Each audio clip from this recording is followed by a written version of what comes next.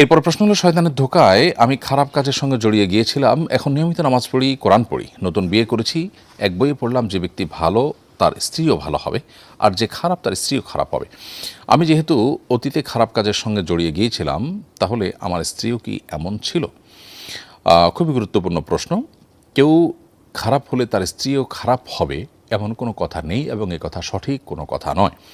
আল্লাহ সুবহানাহু ওয়া তাআলা কোরআন কারীমে যে বলেছেন, আত-তাইয়্যিবাতু লিত-তাইয়্যিবিন ওয়াত-তাইয়্যিবুনা লিত-তাইয়্যিবাত, আল-খাবিসাতু লিল-খাবিসিন ওয়াল-খাবিসুনা লিল-খাবিসাত। পবিত্রের সঙ্গে পবিত্র এবং অপবিত্রের সঙ্গে অপবিত্র।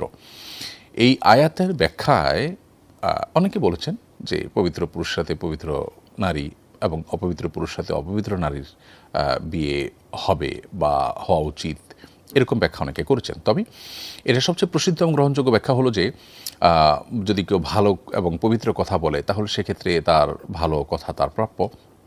আর যদি কেউ কোনো খারাপ কথা বলে, তাহলে সেক্ষেত্রে তার খারাপের অনুপাতে রিপ্লাই পাওয়া তার প্রাপ্য বা তার হক হয়ে যায়, এটা তার পাওনা হয়ে যায়। যে যা করবে সে তা পাবে, এমন একটা ব্যাপার। তো এর বাহিরে আপনার কোনো পুরুষ বা কোনো নারী তিনি পবিত্র বা অপবিত্র হলে তার জীবনসঙ্গীও অপবিত্র হবেন বা পবিত্র হবেন সেই অনুপাতে, এমনটি আবশ্যক নয়, এবং এই আয়াত থেকে সেটি নিশ্চিতভাবে মোটেও প্রমাণিত নয়।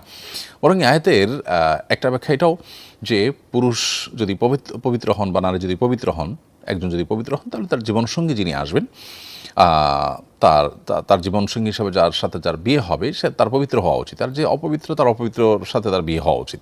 ধরুন মুশরিককে বিয়ে করবে, ইমানদারদেরকে বিয়ে করবে, বহু ব্যাখ্যার সুযোগ সেখানে আছে।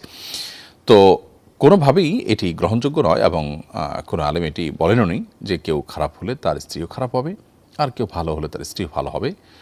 একই কথা নারীদের বেলায়, কোনো নারী খারাপ হলে তার স্বামীও খারাপ হবে, এরকম কোনো আবশ্যকতা নেই।